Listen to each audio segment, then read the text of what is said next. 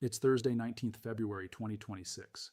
Gold's powerful rally over the past several years has become one of the defining developments in global financial markets, and analysts at JP Morgan say there is a reasonable case to be made against the idea that the surge can continue indefinitely. However, they also make clear that when this argument is examined carefully, it ultimately does not hold up. According to senior strategists at JP Morgan Private Bank, the precious metal has delivered a remarkable performance over the past 5 years. Gold prices have risen by more than 170% during that period, marking one of the strongest sustained advances seen in modern market history. The bank's investment specialists say there are many reasons behind this move, but they identify one central force as especially important. In their assessment, the world has entered what they describe as a new era defined by geopolitical volatility and fragmentation, and this environment has encouraged investors to look for protection in assets such as gold. In financial markets, gold has long held a reputation as a store of value during uncertain times. While different assets respond differently to changes in economic conditions, gold often attracts attention when investors begin to worry about the stability of currencies, governments, or financial systems. The strategists explain that the metal's appeal has been reinforced by a combination of economic concerns that continue to influence investor behavior. These include fears about currency debasement, uncertainty surrounding global growth, persistent inflation risks, and worries about fiscal management in major economies. They note that these concerns have not been fully reflected in sovereign assets, which has strengthened the argument for holding gold as a defensive component in portfolios. Historically, investors have often turned to the metal during periods of stress, and the bank says the current environment has reinforced this pattern rather than changed it. JP Morgan's research team points to historical performance data to support this view. They report that during major geopolitical shocks, gold has delivered an average return of about 1.8% and a median return of roughly 3%. In those same periods, the metal has typically outperformed many other asset classes. This track record, they say, has helped reinforce gold's reputation as a defensive investment and has contributed to continued demand across different market cycles. With geopolitical tensions still present and with no clear indication that these pressures are about to fade, the natural question becomes, what could interrupt the rally? JP Morgan's analysts say there are two primary areas of risk that could challenge the metal's upward trajectory. The first involves central bank behavior, and the second concerns the role of retail investors. These two groups represent very different types of market participants, but together they play a major role in shaping demand for gold and influencing its price trajectory.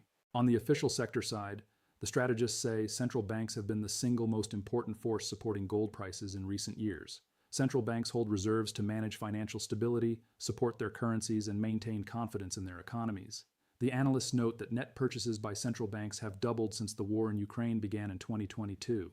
According to the bank, this increase reflects a broader effort by several countries to diversify their reserves away from the US dollar. That effort intensified after the United States froze Russian assets, a move that prompted some nations to reconsider how their reserves were structured and what assets should be included within them.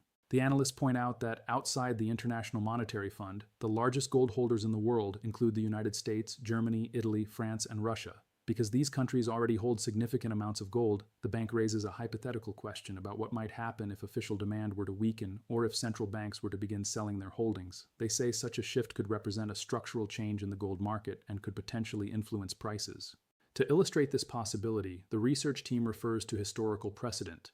Between 1999 and 2002, the United Kingdom conducted a series of public auctions, selling more than half of its gold reserves as part of an effort to diversify into foreign currencies. Around the same period, Switzerland voted to delink the Swiss franc from gold. According to JP Morgan, gold prices fell by 13% in the 3 months following the United Kingdom's announcement. The bank says that drop would be equivalent to roughly a $650 move in today's market terms. They note that the selling pressure only stabilized after several central banks coordinated their actions through the Washington Agreement on Gold, which placed limits on large-scale sales that could move prices. That agreement later expired in 2019 after central banks had largely become buyers rather than sellers. While the possibility of official sales still exists in theory, the strategists say it appears unlikely in the near future. They emphasize that current reserve trends suggest continued structural demand rather than a reversal. One reason, they explain, lies in the composition of global reserves. By 2025, gold accounted for roughly 19% of emerging market reserves, compared with about 47% in developed markets. This difference suggests that many emerging economies still have relatively smaller allocations to the metal. Among these countries, China stands out in the bank's analysis. The strategists describe China as both a major emerging market and a competitor to the United States, and they note that it has been actively rotating part of its reserves into gold. Despite being the seventh largest holder globally, the metal accounts for only about 8.6% of China's reserves according to World Gold Council data. If the current trend continues, the bank substantially. They add that China is not alone, identifying Poland, India, and Brazil as additional contributors to ongoing structural demand. Looking at developed market central banks, the analysts say there has been no indication that large-scale sales are being considered. Even in the case of the U.S. Federal Reserve, they say such a move would require substantial legislative changes and would represent a major departure from more than a century of precedent. Survey data cited in the research reinforces this view.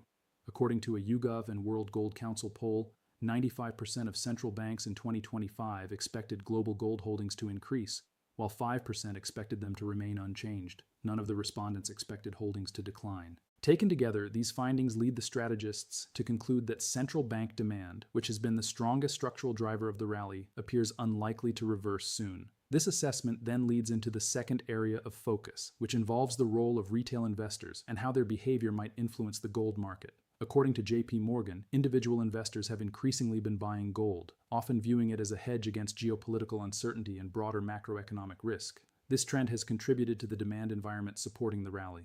However, the strategists note that retail participation can also introduce volatility. They warn that newer buyers might abandon the metal as quickly as they adopted it if perceived risks diminish or if alternative hedging options emerge. To illustrate this possibility, the analysts refer to market behavior at the end of January, when gold rose by 20% in a single week before falling by a similar margin within 2 days.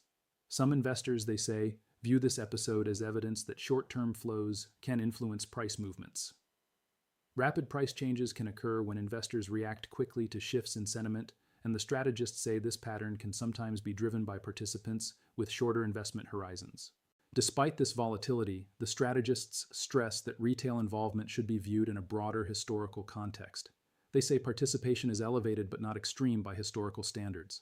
Exchange-traded fund holdings, which they describe as a proxy for retail demand, stand at around 100 million ounces. That amount equals roughly 8% of global central bank holdings and remains below the record level of approximately 110 million ounces seen in 2020. Because of this difference in scale, the analysts conclude that retail investors alone are unlikely to determine the long-term direction of prices. The research team also notes that there are enduring reasons why investors may continue to hold gold. In addition to serving as a hedge against short-term geopolitical risks, the metal is described as a long-term portfolio diversifier. Historically, it has helped protect against inflation, performed relatively well during market drawdowns, and reduced overall portfolio volatility due to its relatively low correlation with other assets. These characteristics, the strategists say, help explain why gold often remains part of strategic asset allocations, rather than being used only as a temporary defensive position. At this stage of the analysis, the bank's broader research division adds another layer to the outlook by identifying additional sources of demand that may emerge. The bank notes that Chinese insurance companies and participants in the cryptocurrency sector could contribute buying interest in 2026. Natasha Kaneva, head of global commodities strategy at JP Morgan, said the rally in gold has not been linear and is not expected to be, but she emphasized that the trends driving the repricing higher are not exhausted. She said the long-term pattern of both official reserve diversification and investor diversification into gold still has further to run. The bank also highlights several macroeconomic conditions that have traditionally supported gold prices and remain relevant today. A weaker US dollar, lower interest rates in the United States, and continued economic and geopolitical uncertainty have all historically been positive drivers for the metal. According to the research, each of these factors has played a role in the ongoing rally. Gold has functioned both as a hedge against currency debasement and as a non-yielding alternative to assets such as US Treasuries and money market funds. Because of this dual role, investors often evaluate gold not only against other commodities, but also against fixed income instruments and cash equivalents. As the report moves toward its conclusion, the bank's price outlook is based on expectations of continued investor demand alongside sustained central bank purchases. Their forecast assumes that official sector buying could average approximately 585 tons per quarter in 2026. This expectation reflects the belief that structural diversification trends have not yet run their course and that demand drivers remain in place. Stepping back from the detailed analysis, JP Morgan's overall message is that while there is a theoretical case against gold's rally continuing, the evidence presented in the report suggests that the structural foundations supporting the metal remain intact. Central bank diversification continues to shape demand patterns, investor allocation strategies continue to include gold as a defensive asset, and macroeconomic conditions that have historically supported the metal remain present. In summary, the bank's assessment does not suggest that gold's path will be smooth or uninterrupted. Instead, it emphasizes that the rally has not been linear and is not expected to be. Price fluctuations may occur, and investor sentiment may shift in the short term. However, the longer-term structural forces identified in the report continue to define the broader market environment. That broader environment includes ongoing geopolitical uncertainty, evolving reserve strategies among central banks, and continued interest from investors seeking diversification and protection. Taken together, these elements form the foundation of the bank's conclusion that the trends supporting gold's repricing higher have not been exhausted. That concludes this broadcast report on JP Morgan's latest assessment of the gold market.